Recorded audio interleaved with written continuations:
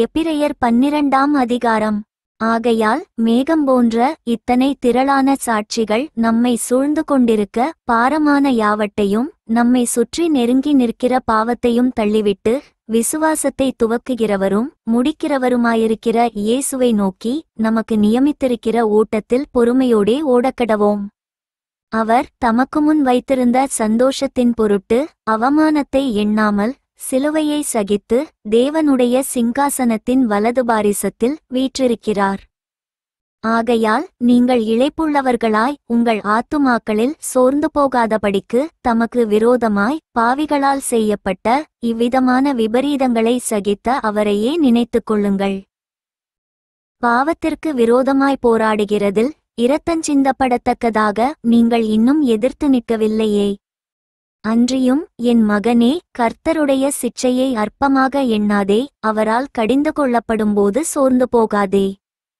கர்த்தர் எவனிடத்தில் அன்பு கூறுகிறாரோ அவனை அவர் சிட்சித்து தாம் சேர்த்து கொள்ளுகிற எந்த மகனையும் தண்டிக்கிறார் என்று பிள்ளைகளுக்கு சொல்லுகிறது போல உங்களுக்கு சொல்லியிருக்கிற புத்திமதியை மறந்தீர்கள்.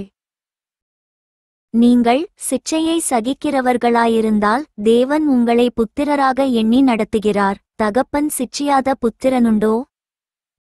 எல்லாருக்கும் கிடைக்கும் சிட்சை உங்களுக்கு கிடையாதிருந்தால் நீங்கள் புத்திரராயிராமல் வேசி பிள்ளைகளாயிருப்பீர்களே. அன்றியும் நம்முடைய சரீரத்தின் தகப்பன்மார்கள் நம்மை சிட்சிக்கும் போது அவர்களுக்கு நாம் அஞ்சி நடந்திருக்க, நாம் பிழைக்கத்தக்கதாக ஆவிகளின் பிதாவுக்கு வெகு அதிகமாய் அடங்கி நடக்க வேண்டுமல்லவா? அவர்கள் தங்களுக்கு நலமென்று தோன்றினபடி கொஞ்சக்காலம் சிட்சித்தார்கள். இவரோ தம்முடைய பரிசுத்தத்துக்கு நாம் பங்குள்ளவர்களாகும் பொருட்டு நம்முடைய பிரயோஜனத்துக்காகவே நம்மை சிட்சிக்கிறார். எந்த சிட்சையும் தற்காலத்தில் சந்தோஷமாய் காணாமல் துக்கமாய் காணும். ஆகிலும் பிற்காலத்தில் அதில் பழகினவர்களுக்கு அது நீதியாகிய சமாதான பலனை தரும். ஆகையினால் நெகிழ்ந்த கைகளையும் தளர்ந்த முழங்கால்களையும் நீங்கள் திரும்ப நிமிர்த்தி, முடமாயிருக்கிறது பிச்சகிப்போகாமல் சொஸ்தமாகும்படிக்கு உங்கள் பாதங்களுக்கு வழிகளை செவ்வைப்படுத்துங்கள்.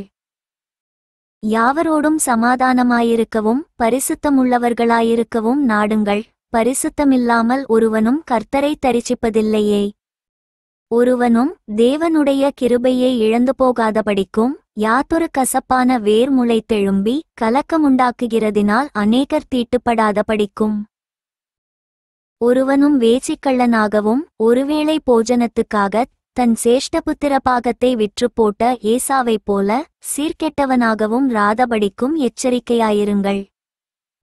ஏனென்றால் பிற்பாடு அவன் ஆசீர்வாதத்தை சுதந்தரித்துக் கொள்ள விரும்பியும் ஆகாதவனென்று தள்ளப்பட்டதை அறிவீர்கள்.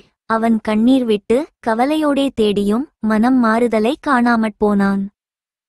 அன்றியும் தொடக்கூடியதும் அக்கினி பற்றியெரிகிறதுமான மலையினிடத்திற்கும் மந்தாரம் இருள் பெருங்காற்று ஆகிய இவைகளினிடத்திற்கும் எக்காள முழக்கத்தினிடத்திற்கும் வார்த்தைகளுடைய சத்தத்தினிடத்திற்கும் நீங்கள் வந்து சேரவில்லை.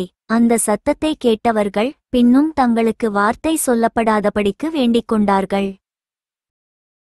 ஏனெனில் ஒரு மிருகமாகிலும் மலையைத் தொட்டால் அது கல்லெறியுண்டு அல்லது அம்பினால் எய்யுண்டு சாக்க வேண்டுமென்று சொல்லப்பட்ட கட்டளையை சகிக்க மாட்டாதிருந்தார்கள்.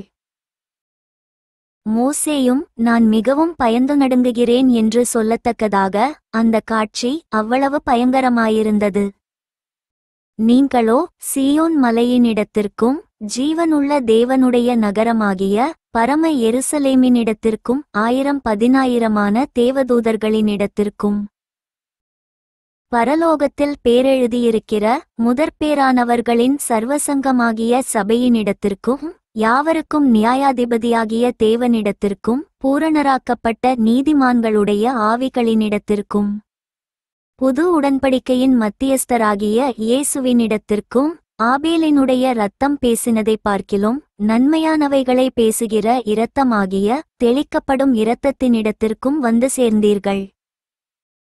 பேசுகிறவருக்கு நீங்கள் செவி கொடுக்க மாட்டோமென்று விலகாதபடி எச்சரிக்கையாயிருங்கள். ஏனெனில் பூமியிலே பேசினவருக்கு செவி கொடுக்க மாட்டோமென்று விலகினவர்கள் தப்பிப்போகாமலிருக்க, பரலோகத்திலிருந்து பேசுகிறவரை நாம் விட்டு விலகினால் எப்படி தப்பிப்போவோம்? அவருடைய சத்தம் அப்பொழுது பூமியை அசைய பண்ணிற்று. இன்னும் ஒரு தரம் நான் பூமியை மாத்திரமல்ல வானத்தையும் அசைய பண்ணுவேன் என்று இப்பொழுது வாக்குத்தத்தஞ் செய்திருக்கிறார். இன்னும் ஒரு தரம் என்கிற சொல்லானது அசையாதவைகள் நிலைத்திருக்கத்தக்கதாக அசைவுள்ளவைகள் உண்டாக்கப்பட்டவைகள் போல் மாறிப்போம் என்பதை குறிக்கிறது.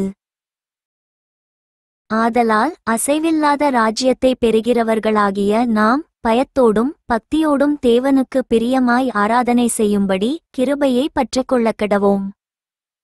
நம்முடைய தேவன் பட்சிக்கிற அக்கினியாயிருக்கிறாரே. For more videos subscribe and like my channel.